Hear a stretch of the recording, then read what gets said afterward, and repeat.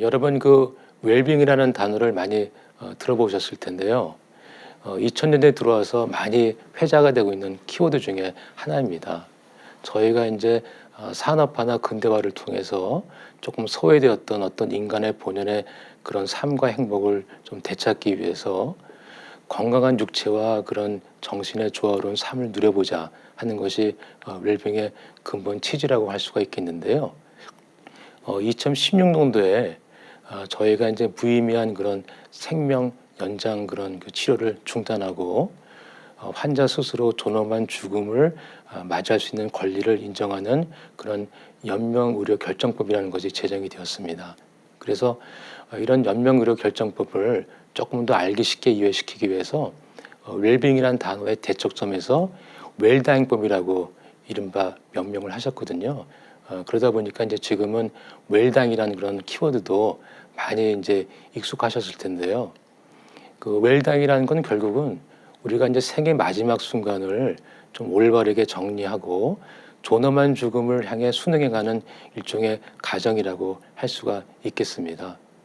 그래서 저희가 보통 오늘 저녁에는 내가 뭘 먹어야 될지, 또 이번 주말에는 내가 무슨 영화를 봐야 될지, 이렇게 작은 가까운 미래의 그런 어떤 소확행부터 내가 나중에 어떤 대학을 가고 또 어떤 직업을 가져야지만이 내가 좀 행복한 그런 웰빙의 생활을 할 수 있을까, 저희가 계속 인생을 살면서 끊임없이 설계를 하시면서 살아가게 되는데요. 웰다잉 역시 어떤 존엄하고 그리고 평안한 죽음을 위한 현명한 설계와도 같은 거라고 생각하시면 좋으실 것 같아요. 그래서 저희가 사실은 웰빙이라고 하는 것도 궁극에는 웰댕하고 서로 연결이 되어 있는 것이고, 웰빙의 완성은 결국 웰당에 있다, 이렇게 보셔도 좋으실 것 같습니다. 저희가 웰당을 위해서 가장 먼저 선행돼야 할 어떤 마음의 자세라고 할까요? 그런 것이 필요하신데, 그건 뭐냐면 주변 여러분들하고 아주 허심탄회하게 정직한 대화를 나누시는 거고, 또 하나는 스스로 모든 것을 결정하시겠다 하는 그런 생각을 가지는 것이 상당히 중요하실 것 같습니다. 죽음이 임박했다고 하는 것은 저희가 어떤 육체적인 문제뿐만이 아니고 어떤 정신적이나 정서적으로 상당히 여러 가지 다양한 고통을 받을 수가 있으실 텐데요. 이런 모든 것이 좀 불확실한 상황에서 본인 스스로 이런 것을 이겨나가시기는 상당히 좀 어려우실 겁니다. 그래서 본인 어떤 답답하거나 그런 억울한 마음을 혼자 끙끙 앓지 마시고, 주변에 있는 가족분이라든지 뭐 친지분이라든지 또 의료진이나 이런 분들을 통해서 본인의 그런 어떤 마음 같은 거를 담아두지 마시고 아주 서로 정직하게 대화하시는 것이 상당히 중요하시고요. 그리고 혼자 고민하거나 해결하시기보다는 이런 대화를 통해서 우리가 스스로가 결정하는 그런 그 시간을 갖는 것이 상당히 중요하실 것 같습니다. 실제로 저희가 어떤 시한부 선고를 받으신 다음에 이제 어떤 말기 환자가 되시게 되면 대부분 분들은 어떤 죽음에 대한 어떤 그런 공포라든지 이런 것이 상상을 좀 초월하게 되죠.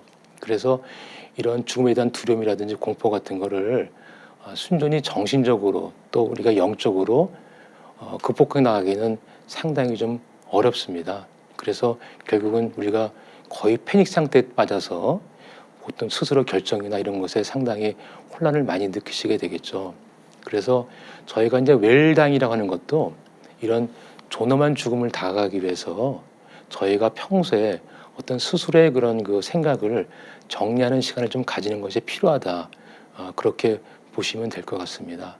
그래서 저희가 그러면 나도 웰다잉을 위해서 내 생각을 좀 정리해보고 싶은데 이게 어디서부터 시작할지 막막하다, 그리고 도대체 어떻게 해야지만이 내가 웰다잉에 대한 생각을 정리할 수 있을까, 이렇게들 생각하실 텐데요. 제가 조금 좀 팁을 드리자면은 웰다잉을 위해서는 너무 복잡하게 생각하지 마시고 한 3가지 정도의 그런 준비 과정하고 한 3가지 정도의 그런 실행 과정만 잘 좀 생각을 해보시면은 저희가 조금 웰다잉에 쉽게 접근할 수 있으실 것 같은 생각이 듭니다. 저희가 이제 준비 과정 3가지 중에서 가장 첫 번째 단계는 우선 본인의 질병에 대한 것을 정확히 알고 계셔야 됩니다.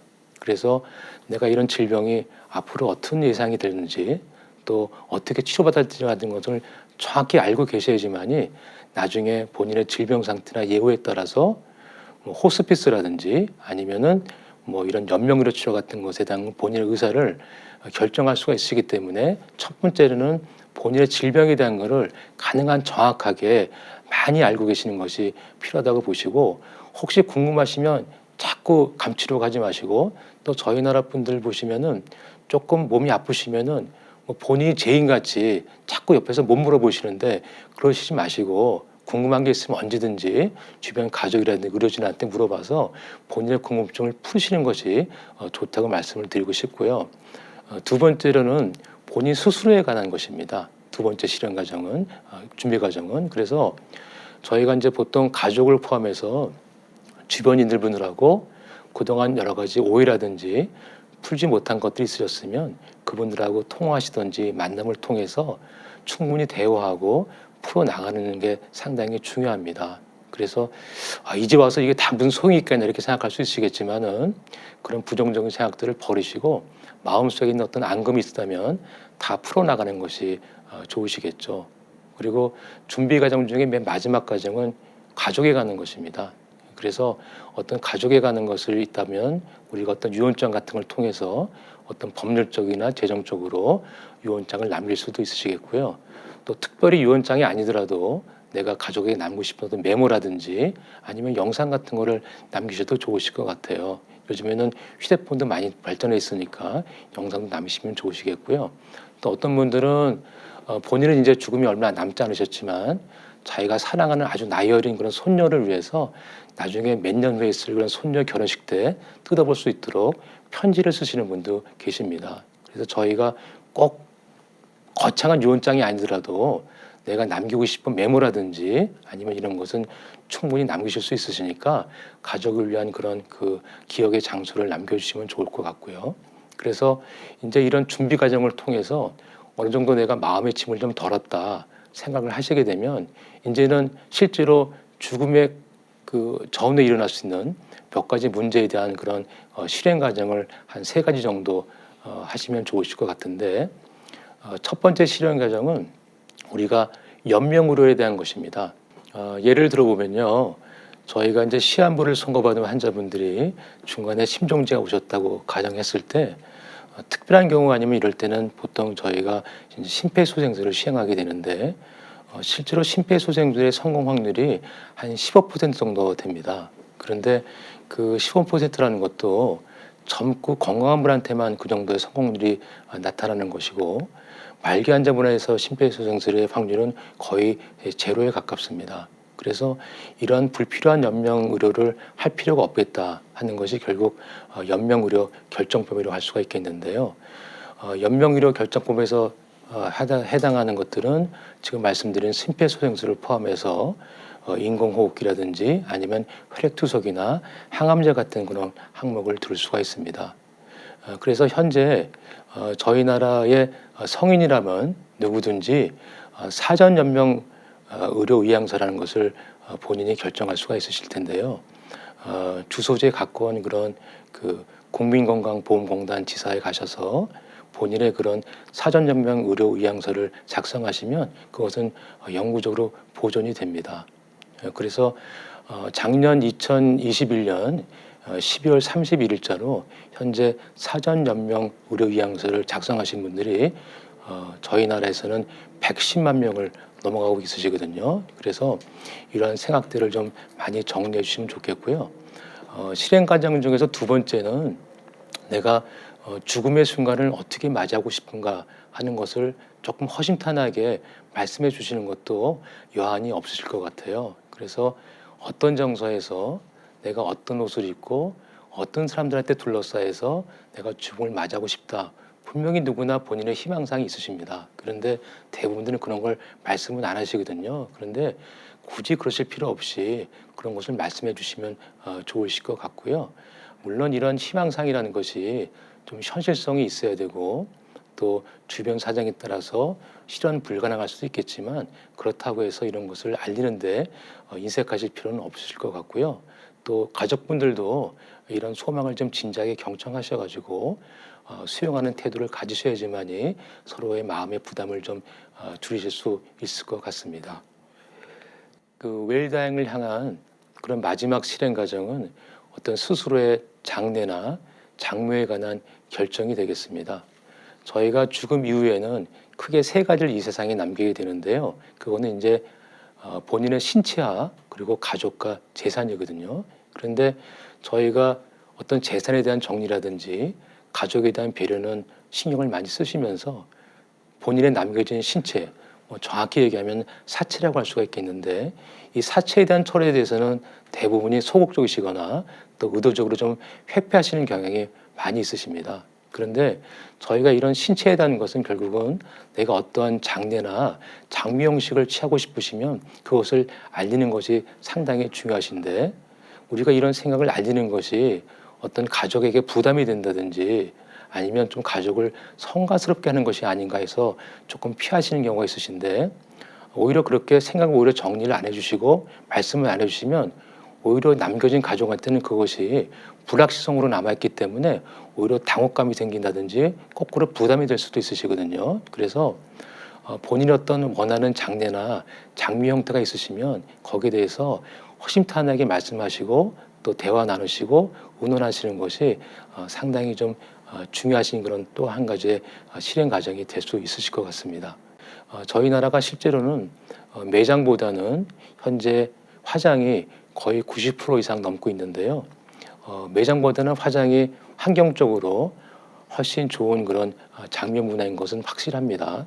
그렇지만은 화장의 경우에도 저희가 약간 대기 중에 유해가스를 남길 수가 있기 때문에 최근에는 여러 가지 보다 더 환경을 위하면서 그런 좋은 시도들을 많이 하고 있는데요. 그런 것 중에서 어떤 자신의 신체와 그런 물을 알칼리 용액 속에 넣어서 용해시키는 수분해장이라든지 또 아니면 버섯 균사와 같이 해서 어떤 자신을 생분해하는 그런 버섯 매장이라는 것도 있고요. 또 어떤 경우에는 미생물을 이용해서 태비아를 유도시키는 자연유기 환원장 같은 것들도 있습니다. 그래서 앞으로는 저희가 자연을 생각하고 또 환경을 생각하고 후대를 위해서 가능하면 흔적을 적게 남기고 오롯이 추모에만 집중하는 그런 여러 가지 장례나 장묘 방식들이 많이 있으시니까요. 이런 것도 많이 참고들 하셔가지고 본인 스스로 원하는 그런 장례나 장묘 문화를 결정하시는 것이 상당히 현명한 그런 결정 방법이 될 것 같습니다. 마지막으로 제가 이 책을 출간한 의도이기도 한데요.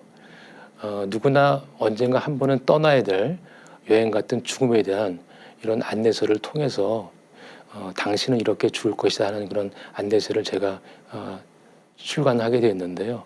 종국에는 결국 나는 이렇게 죽을 것이다 라는 그런 자신의 죽음에 대한 그런 사유를 갖는 계기를 가져줬으면 하는 것이 저의 그런 바람입니다. 그리고 죽음이라는 것이 좀 쉽게 다가가기 어려운 그런 어려운 주제인 것은 확실하지만 죽음이 항상 부정적이고 그리고 어두운 것만은 아닙니다. 저희가 죽음을 생각하면서 반대로 긍정적이고 밝은 부분도 많이 있는데요. 그것은 바로 지금 여러 주변에 있는 사랑하는 분들과 같이 있는 이 시간과 건강이 그만큼 소중하다는 것입니다. 그래서 모쪼록 여러분들도 주변에 계신 많은 사랑하는 분들하고 건강한 시간 많이 누리시기를 바라고 제 말씀을 여기서 끝마치도록 하겠습니다. 감사합니다.